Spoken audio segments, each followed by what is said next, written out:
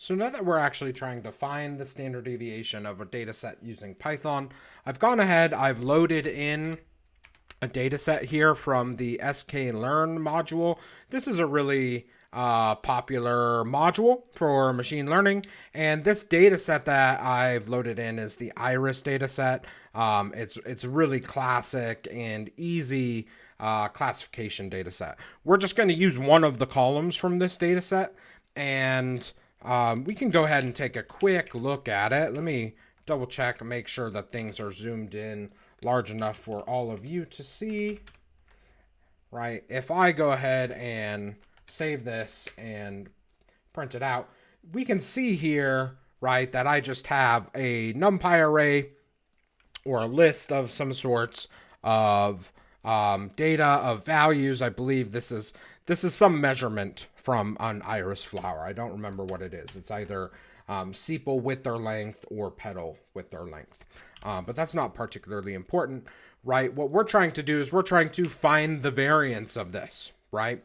So we know that we need to find a mean, right? And we've already had a lesson where we talked about finding the mean from scratch. So let's just go ahead and import NumPy as NP. And then to find the mean, right, let's just say the mean is equal to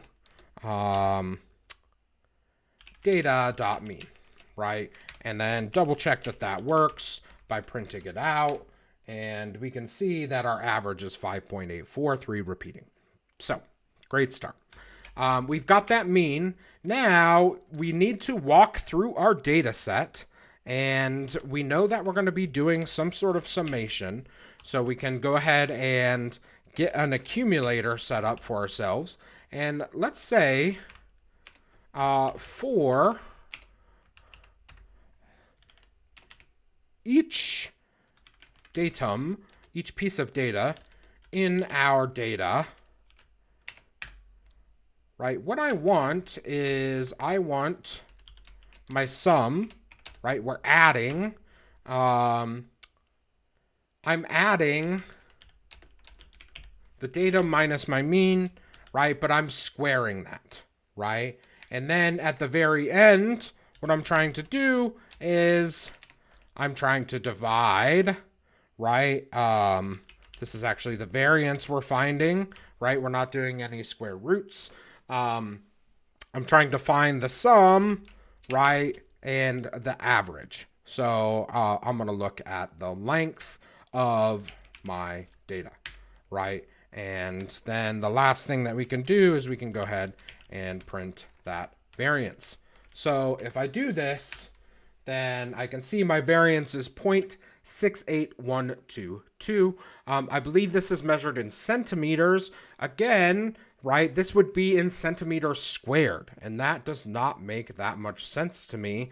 The variance isn't very intuitive, so it actually makes sense to go ahead one step further and do the standard deviation and say that that standard deviation is simply the square root, right? So we can use NumPy square root of the variance, right? This time, let's print out that standard deviation and see what we get. And we get 0.825, right? So the average distance, the average difference in this length or width of whatever measurement of this flower that it's taking is 0.825 centimeters, right? That's actually a value that makes sense. It gives us an idea of how consistent our data set is.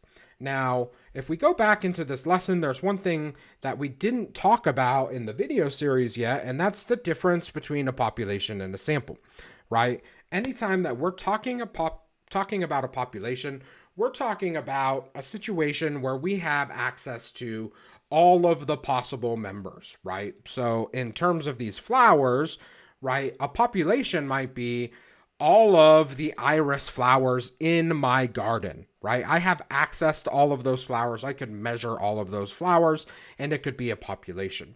Whereas if I were talking about all of the iris flowers in the world, it's not realistic for me to go out and take measurements of those, but I could use a sample, right, by taking the measurements of the iris flowers in my garden.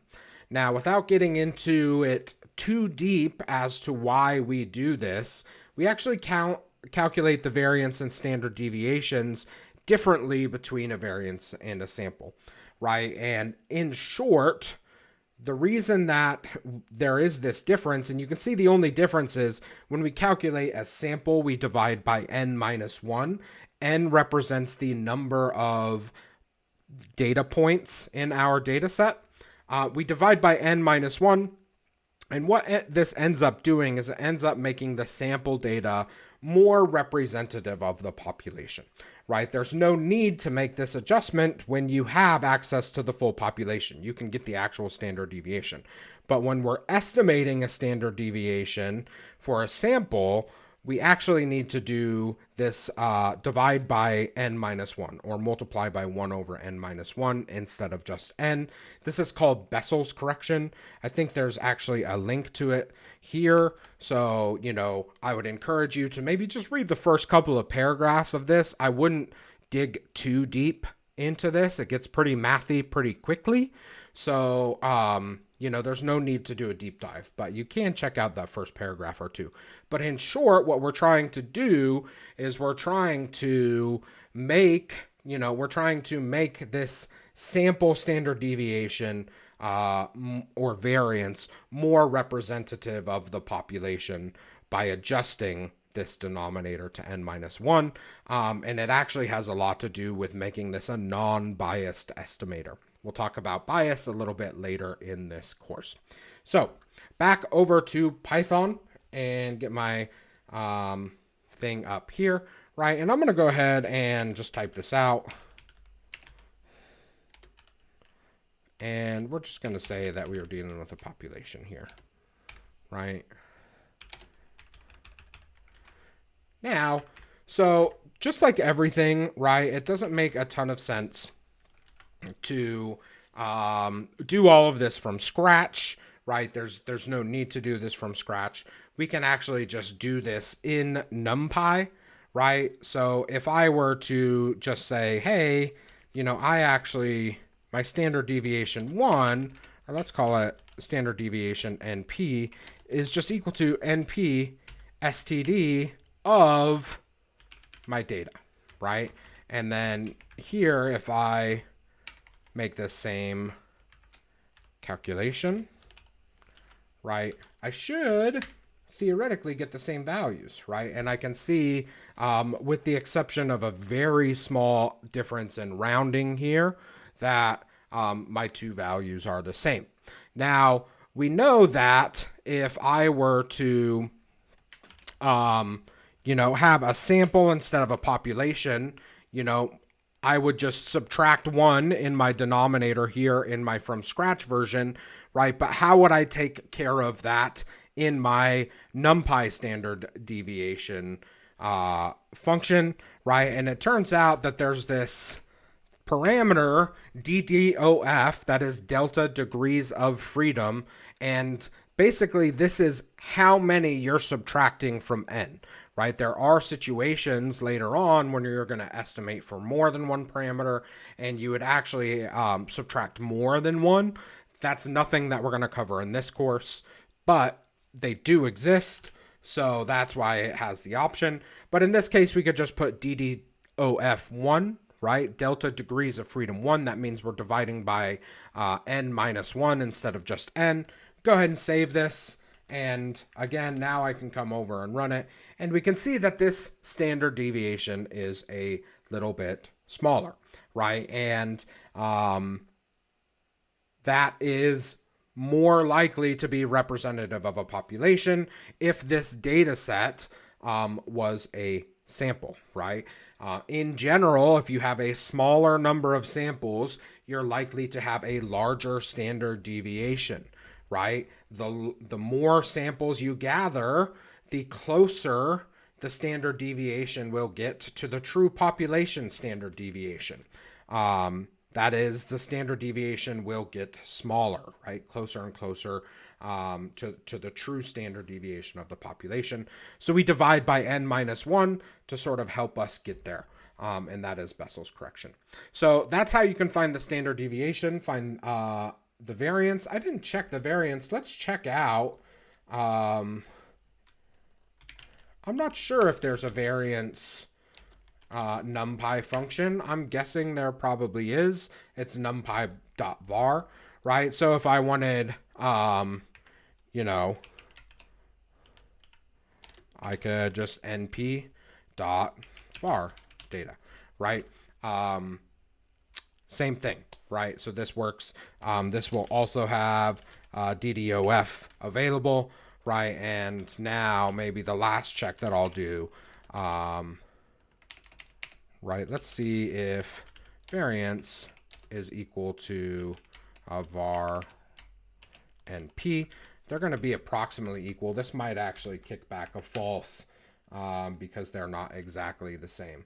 And we can see that the rounding is a little bit different there, right? So they aren't exactly the same. But maybe we could, if we were to just like round each of these to 7 decimals, we can say.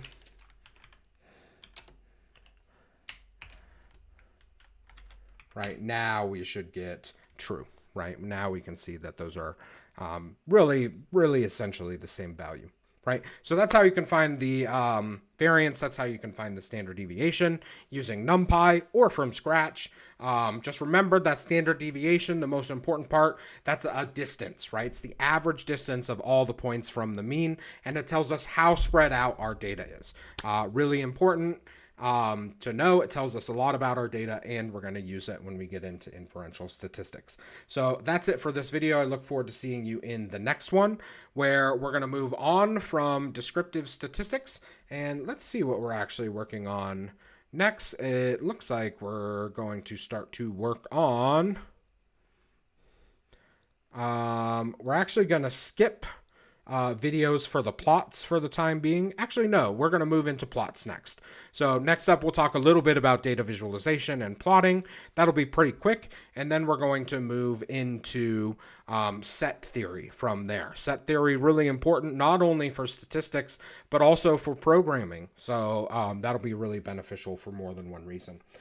Look forward to seeing you in the next video. Make sure to hit like and subscribe, and we'll see you over there.